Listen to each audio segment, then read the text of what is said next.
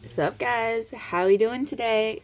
I'm Bipolar Barbie if you are new to my channel, and if you're not, welcome back, guys. I'm really excited that you're here.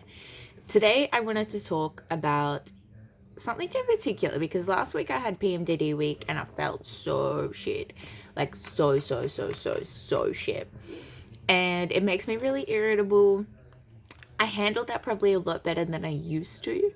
But my dad had the week off work, so he was around the house and we spent a long time together.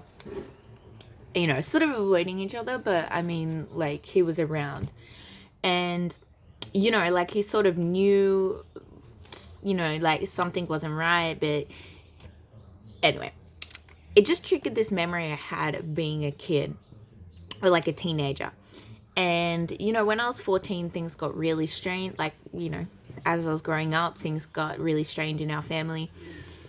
And my dad used to say to me, like, all the time, like, you're just a crazy psycho bitch like your mother, like, you got PMS and, you just turn into this crazy bitch, like, when you're on your rags or, like, whatever. And, like, a lot of my life, he's really just told me that something's wrong with me. You know, like, there's something wrong with me. There's something wrong with me. There's something wrong with me. And I've kind of always been like, well, what is wrong with me? They could never really answer the question. But the point I want to make is I'm asking everyone, and I'm asking parents particularly, like, where is the point where you spend so much time telling your child there is something wrong with them, but you never do anything about it other than abuse them for it? So it's like, clearly I've suffered this hormone condition for the last 10 years. They knew about it. They saw the symptoms. But rather than going, maybe she needs some help, we should take her and figure out what is going on, they just blamed me as a person. And now looking back on it, there is so many times where they're like, something is wrong with you, something is wrong with you. And I feel like parents do have some form of responsibility when you have children or like teenagers under your care to get this shit sorted. Like, I would have had 10, 12 years less misery had this stuff started to be investigated at a much younger age. And I just don't really know, like, what to say about it, like, what the explanation is. I know that there is a lot more awareness about it now. People are more open-minded. But I think even then, I had a lot of physical symptoms like fatigue and acne and like all these sorts of things, headaches, migraines. Like, why is it only now I'm going to the doctor and figuring out how to treat my migraines that I've had at least once a month for the last like 15 years? And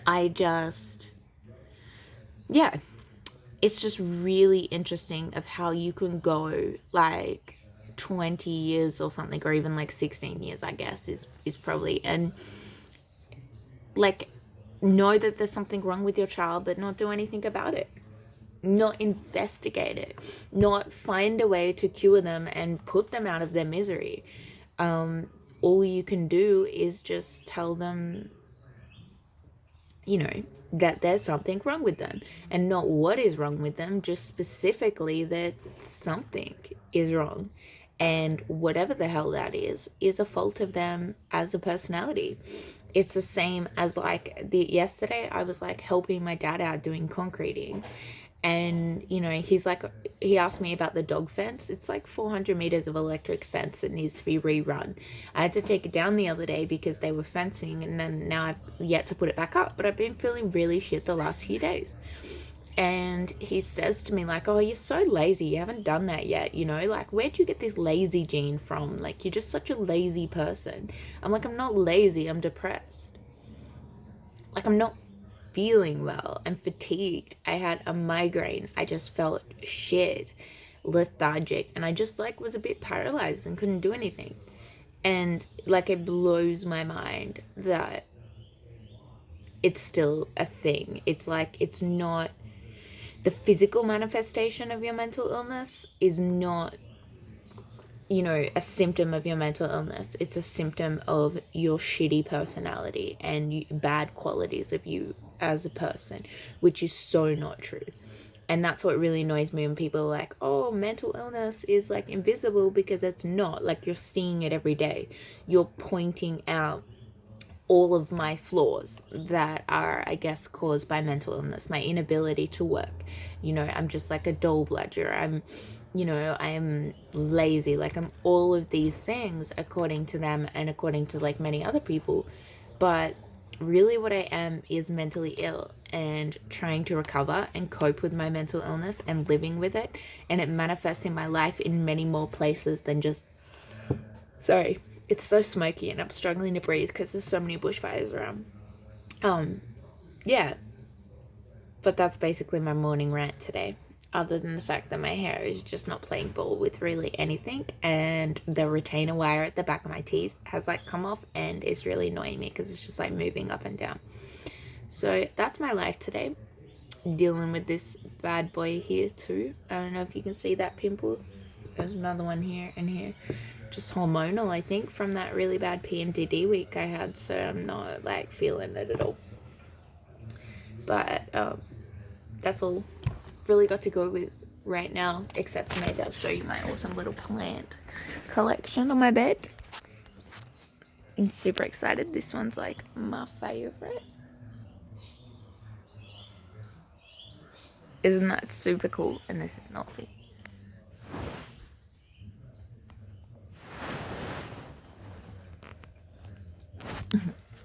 You like, what the fuck are you doing, mum? And I have many more plants too. I'm so obsessed with my pot plants at the moment.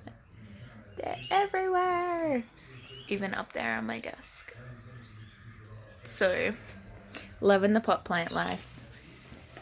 My neck is sore. I feel like I need to get it to see a chiropractor today because my neck is out and that needs fixing before it causes me weekend-long grief. So I'm going to go call them now. And I will talk to you soon. Peace out. Much love. Subscribe to my channel. Share the shit out of it because I feel like people need to know some of this stuff here.